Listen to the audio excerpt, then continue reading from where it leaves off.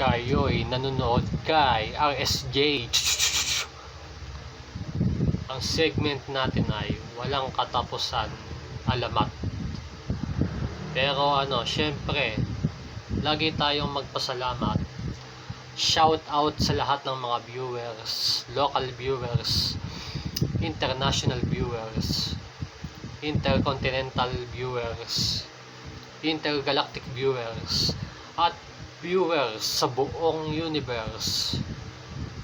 Thank you. At thank you din sa lahat ng mga sharers.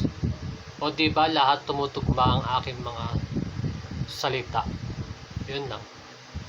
So, yun. So, ito na. Dumako na tayo sa ating pinakaabangang alamat ni RSJ. Ang alamat ni RSJ ay inihatid sa atin ng halamang sumisipsip ng dugo. Mura na. Mapapamura ka pa. 1,000 lang. Nationwide. Mabibili sa palengke. Yan. Sponsor natin yan. So, ito na. Ang alamat. Ang ating alamat ngayon ay alamat ng multo. Dahil malapit na ang Halloween at syempre undas.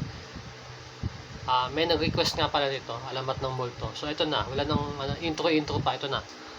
Noong pang-apat na panahon, inutusan ni Tiffany ang kanyang anak na si Nestor.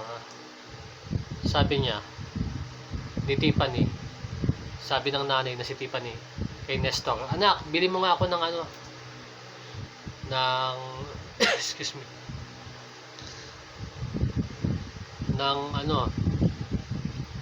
ng gamot, paracetamol sa palengke. Yun. So, sumunod naman si Nestor, opo, nay.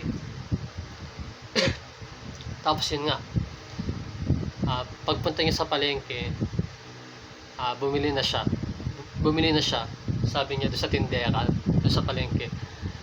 Pagbilan po ng paracetamol, at ang sabi ng tindera, ako, wala kaming rito paracetamol Ang meron lang dito, multo.